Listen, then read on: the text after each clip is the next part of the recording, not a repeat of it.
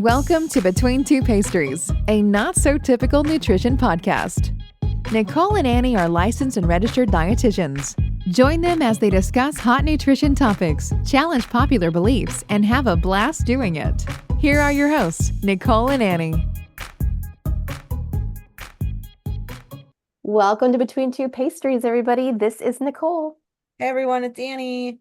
Today we are talking about a subject, comment, question, curiosity that another listener had in regards to another pod that they listened to.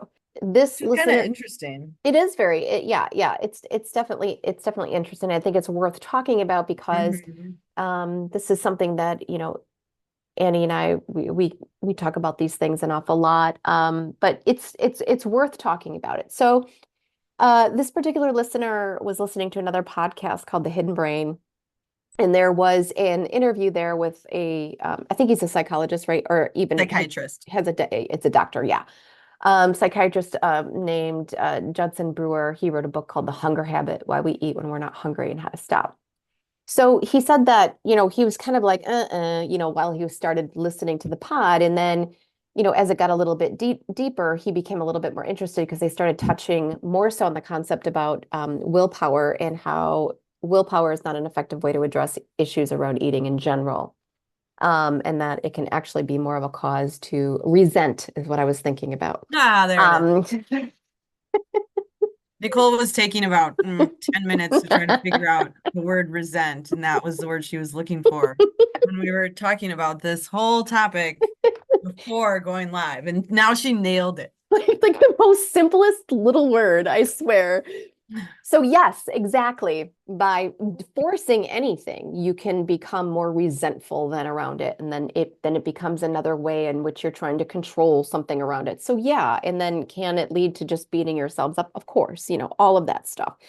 So anyway, he was curious on our thoughts on that concept. And I mean, you can't use willpower to address an issue around eating if the issue around eating is emotionally based or is so embedded in your system from being trained to think a particular way about it. Let's take a step back and just kind of talk about willpower for a second. Like, when is willpower a good thing to have? And when is willpower not a good thing to have? When you're trying not to kiss somebody you really want to kiss and you can't do it because you're both in committed relationships. So has it happened before? No. No, but I just have to talk about something that's else? Hilarious. This is a different podcast now. No, I've been watching this this really popular program that everybody's been watching, and I finally just started watching it. And I just so happened to saw a little snippet of it this morning. And that was the scenario. And that's so, amazing. yeah. And so, that's when it's good or bad. That's when willpower, true enough, right? Isn't that a funny thing? Right. Yeah. But if we are trying to stand in integrity and, whatever, I would say that that's probably a good time to use your willpower. Yeah. To not cross a line, Don't cross the line. Willpower as it relates to relationships with other human beings. So this could be with children, adults, romantic, non-romantic, friends, family. Yeah. Willpower as it relates to non-humans, food, stuff like that. Like, I'm trying to think of another exercise. I mean, is willpower good in terms of drugs, alcohol, gambling? Right. Yes, but you still haven't addressed your issue. And that's the bottom line. That's my problem. Yeah, because willpower is like the Band-Aid. It's like the highly medicated Band-Aid. Like, okay, let's just slap this over it and then turn around and ignore it. Guess what? You can't ignore it. Right. In fact, when you turn around and walk, you're going to keep thinking about it. And that's why even in your example about relationships, like, yeah, that's good. You didn't just cheat and all that stuff, but maybe you still, when you feel that you had to use willpower to do that. You need to reevaluate. You have to reevaluate. Like, wow, why am I in this situation? What's going on? Right. But that's where people don't. They just stand there with their gold star that they had willpower and then go, yay for me, I'm good. Well, and so that's kind of the other thing, getting back to your reevaluation thing, it ultimately comes down to what is it that I really need? Mm-hmm. What Yeah. is it that I Or really what's want? missing? What do I Or want? what's Right. missing, you know? Right. So yeah, this could go in a whole bunch of I different know. angles. I'm just thinking about all of these different topics around this whole concept of willpower in general. But Be willpower has been touted for, around food for, I mean, how many years now that like in order to be thin, in order to do, different exercise things that might be hard, you just need willpower. Mhm, mhm. That's, I mean, there's a whole demographic that, believes that and really stands by that. Well, and You I don't think, want to eat pizza, you just need willpower. yeah, Weird. to me, that's just denial. No shit, right? Like that's, I'm covering up a problem. yeah, that's not power at all. In fact, No, that's, it's like the opposite. yeah. And in fact, that's what willpower, I just thought, let's look up the definition because we do this, right? We look up the definition of Oh yeah. willpower. It's to control. So there's that piece. Exerted or uh, they said exerted, like control the exertion to do something or restrain impulses. So most of our bad habits are due to laziness or lack of willpower. That is a terrible statement. Mm-hmm. That's a terrible statement. Yeah, that's bad news. Mhm. But anyway, doing something to restrain impulses, essentially.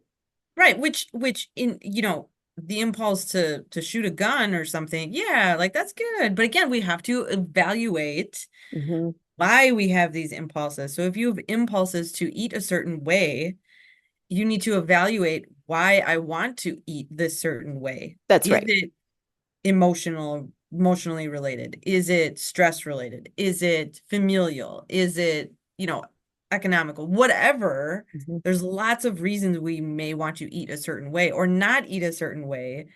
All of it is disordered at the end of the day. When you have Mhm. to have willpower to not have a sandwich or pizza or ice cream or salad or whatever the hell it is, Especially when you need to be fed. correct. It's disordered, I period. mean, that's just, if you need to eat, you got to eat, right? I mean, it's one Right. thing if, and I think it would be more interesting to sort of talk about the different scenarios maybe people find themselves in where they feel like I don't have the willpower for this. Maybe that would probably be Yeah, a really good 100%. But good that's group pod. also, they might be using the phrase willpower and really be meaning the strength, the Hmm. ability.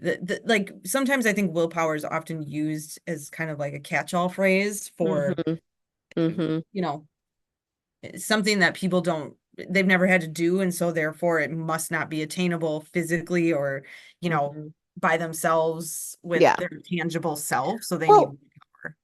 I think the bottom line with this, and even just his comment that he made in here about, willpower and how it's not an effective way to address issues around eating. Well, willpower isn't a way to address issues, period. No, You nope, address issues. You correct. don't, again, act like you don't see them, they're not there, and you turn around and walk away. No, you address the issue. So if we're looking at what would be the issue around food, and is it just, I have a like, for example, this isn't me, I'm just speaking. Like I have a difficult time saying no when desserts are in front of me, whether I'm hungry or not. So I'll just do it, right?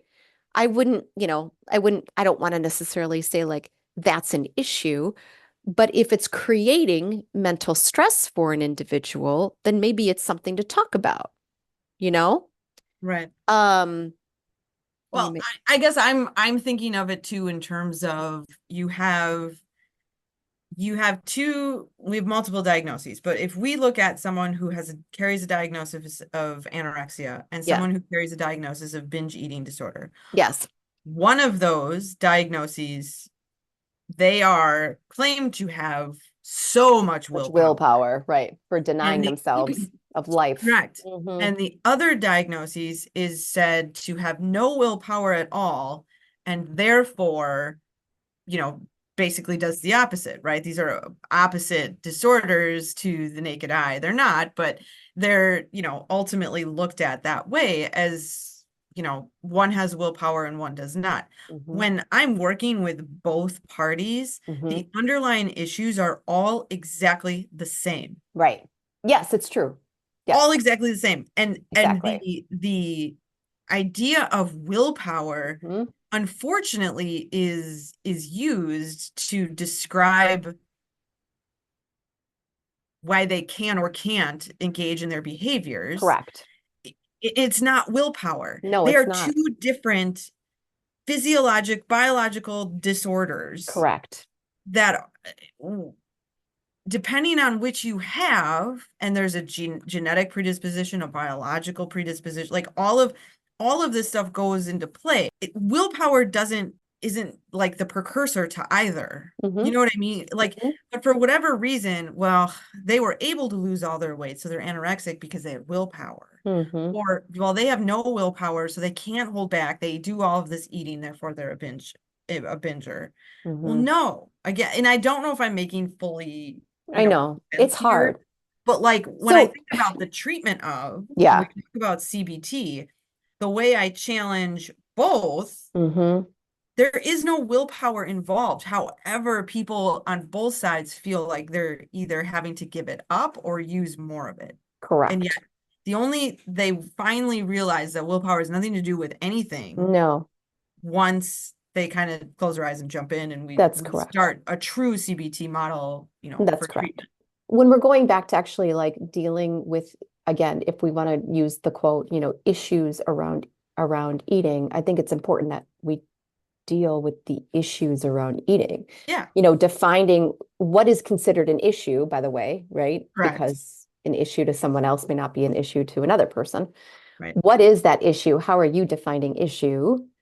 And again, is there a different way in which you can look at that? What's the need behind it? What if I say no to this thing? What does that mean to me? What part of me is feeling threatened if I say no to this thing? I can't help myself. I have to say yes to that. Okay. Again, it doesn't have to be an issue, but it is curious. Why do you have to say yes to that? Do you know what I'm trying to say? I do. Like, looking at the whole thing, like, let's not judge it as this is good, this is bad, but it is being just super, super curious and honest about our own behaviors of what's the drive to do something or not do something. Because the idea is that it is truly all about choice. And when we can be grounded human beings making very solid decisions from a very just kind of like natural seated position, right? Not straining to make the right decision, not straining to say no or to say yes. You know what I mean? When we can just automatically be like, no, I just don't feel like that right now. Or no, I don't want that right now because I just don't. Like, you know what I'm saying? Like, unfortunately, though, that's that feels 1% of the population. Yeah. But I'm just saying, like, when we can make it should decisions be like natural. that, it's natural. When we can't, though, and we're kind of starting to get a little anxiety around it, we're getting up in our head, and then we're feeling like, oh, I should do it, but I shouldn't do it, but I'm going to do it. That's what we need to be looking at. And that doesn't have anything to do with willpower. That has everything to do with what's going on there. Right. And I think, unfortunately, when we talk about food and exercise, we'll just combine them both because so much of the comments we hear, and I think everyone can relate to, people would slap the phrase willpower onto it. But the addition, or what people also don't realize is completely webbed in there, is the word discipline. And so when airline attendants are giving out the cookies to eat and you really want the cookies and you say no, now all of a sudden you say to you, the self-talk that comes with quote unquote having willpower or having discipline is what drives the continued increase of this need to have willpower and this need to be disciplined. Correct. So the moment I say, yeah, I'm going to take those cookies, I have now given up on myself. I've now made the wrong choice. I'm now not disciplined anymore. I now am losing my willpower. Right. This is the problem. And again, people just want to kind of like float on the surface versus saying, maybe I have a problem. Yeah. maybe something's not right if I have to legitimately stare at the back of my airline seat in front of me to make sure I'm not handed cookies. Just an example. I don't know where that came from. But, Yeah. it's just a one that I think everyone has seen or can relate to some degree.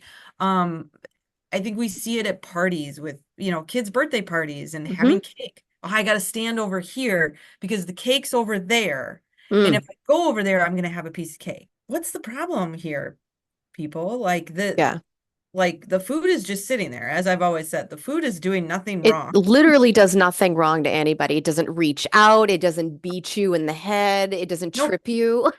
nothing. It just sits there. So and again, we can get into the CBT stuff that we Right. do so often Right. with people. When you put food on a pedestal, Right. it's directly related to a desire or need to increase our willpower and discipline around eating. So the higher that pedestal goes with whatever food items, the more likely we are going to feel this need to have willpower and discipline and all of the things to Yeah. avoid it. Yeah. Yeah. Yeah, I agree. But ultimately, what that comes down to is control. So, Yeah. I mean, yeah, it's giving up control and neutralizing and realizing that food is just food. yeah. And again, people can get all pissy when I say that because, well, no, it's not. Well, Yeah, if it you is. don't, it Yeah, is. literally. If you Yeah. don't understand that, there's clearly an emotional Yeah. attachment to food then. But And we get into that, right? right, right. It can be that. It can also, Drugs, I know. It can, fear, rules, right, all the shit we've talked about. right. Or even just the beliefs that, like, kind of to your point where you were saying earlier, but even just the beliefs that we have to control it, Right. that we can't just be in the same room with it. Nope, because then I'll gain weight. Even just if I give up my beliefs, Right. then just accepting that I can have a piece of cake means Right. I will have given up on myself. I have no more discipline and I'm going That's to gain right. weight or I'm going to XYZ. That's right. It turns into irrational beliefs really quick. Very quickly. But there's a part of me, like even just talking with clients, that I feel like there's a large number of people out there that that's how they're operating. Just because Oh, they've been taught that they have God, to yeah. control all the things. Well, and I think that's why I send a lot of people your way as a referral because they are so disordered with blinders on Yeah. and stuck in this Mm-hmm. weird willpower-y discipline type of Mm-hmm. area that it really becomes challenging to send them to the right place and to really get them to see that, like, hey, there's a lot more going on here. Yeah, for sure. There's an example that I was thinking about, even just from a client today, which is interesting. And I think the point that I'm getting to when I even mentioned this example is still, what's the actual need here? So, for example, there I am working with a client right now, and she's just sort of talking about just some things around how her home life is, and she said that she has a partner that just is very like accommodating and very serving and giving, and where sometimes at meals, this person will get up and be like, you know, can I get you more food? I'm going to get you more food. And, she'll just go along with it. Whether she's and she kind of admitted that she recognizes now, because she's thinking about it, that she's not really hungry, that on her own she wouldn't go get herself another plate. Yeah. But because it's being offered, she's doing it. And I think a lot of people fall into that. And so to me, I just think to myself, what's the real need there, right? And so Right. I think that, there's a couple things there. And I think one is people do this. They don't want to hurt the other person's feelings. They don't want to say no. The other thing, though, is that they want to receive love from their partner. Right, right. And so if that's how that partner is dishing out the love or what the love looks like at that point, why would you want to say no to that? So, I think that, but that also opens some other curiosities then. Right. Like if you say no to that offer, does it really mean that that love is cut off? Do you not feel like you get it in other ways? You know what I'm saying? Where, again, like there's this feeling of lack, right? Because people will say yes to things too because of this feeling of lack. Or it's the whole idea of, um, I'll never eat this again, so I better eat it all right now. Right. Correct. It's that feeling of lack, right? So this is what I'm saying. This is what I'm saying. It's so important to just look at, when you're even perplexed of, gosh, I'm not even hungry, but I'm doing this. Well, it's okay. We don't need to get mad at ourselves, but we're No. just humans having, human behaviors, so we're just having a behavior, but it's okay. And it's actually really, really positive to go, that's interesting. Why am I doing that? What am I Why? getting from that? What do I feel? Or if I decide not to, how does that make me feel though? Like, what am I feeling like I'm losing something? What is that? Because it stems from somewhere way down the line and yada, Yep. yada, yada. But, we've got to sometimes stop and look at this stuff. And it's not, this is where it's not about rules. It's not about, because I have to eat the right thing, because I have to eat the broccoli because, the potato or because the pasta is not the right thing. Can we just let go of all of that? Well, but I think we're told food is super confusing to a lot of people. Yeah. And unfortunately, we're told sometimes our rules, right? For example, and you and I have talked about this, having a baby, when you're pregnant, you're told, well, you're supposed to have 300 calories a day Oh, extra. right.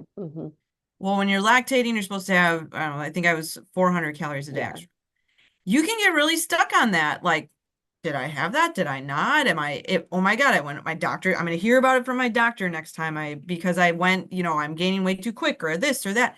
So, and we're practitioners too, who give people rules. And when people, come back and say, I wasn't able to eat breakfast today, whatever, we're trying to break habits or create habits, they feel like shit about themselves.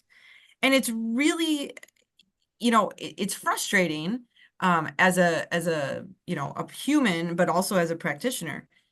We aren't robots.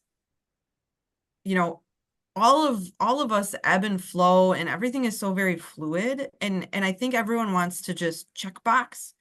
I did this today, I did this today, I did this today, and it be all right. And not allow any room for error, not allow any room for flexibility. Um, we're very hooked on making sure that we do all of the rules right. Right. Yeah. There's all kinds of things that are involved with this. And it's yucky. Right. Right. So, you can talk about, addiction and breaking habits and the willpower to do so or no willpower to do so. At the end of the day, we have to ask ourselves, why do I have an addiction? Why do I have these habits? How? Who is involved or was involved? We have to ask ourselves all of those questions because that's how you do the real work. Oh, absolutely. Absolutely. Yeah. Just to be like, well, I guess I have an addiction, so now I have to, make sure I do all of these other things so I don't have an addiction. Well, no, let's talk about why you Why? have an That's right. addiction. Is it Exactly. your sexual abuse from when you were a kid? Right. Is it, your husband cheating on you as an hmm adult? Is it, you know what I mean? Like, there's a Yeah. lot that goes on that people don't realize. Like, is it the bullying that happened that you didn't think was a problem? Right. There's a lot more to it than just solving the problem. Like, you have to dig and actually solve the problem. Yeah. So our listener friend, Dan S., you know who you are. Thank you for your contribution, and we do hope that our retort Yeah, no, hopefully it you gave know, you, we're some not psychiatrists, expansive perspective. So I just only work with a lot of psychiatrists, and Yeah, right. I know. they would appreciate this for For sure. sure. Absolutely. Yeah. All right. Well, thanks for listening, everybody. And again, if you have any comments, questions, please find us on Facebook, on Messenger, on anywhere, and email Please. us at between2pastries@gmail.com. So thanks for Cool. listening, everybody. Bye. Bye. Have questions you want to hear discussed on the show? Find us on Facebook or visit between2pastries.com and drop us a line. Want to support the show? Find us on Patreon for exclusive content. If you love the show, find us on iTunes or your favorite podcast platform. Hit the subscribe button and leave us a review.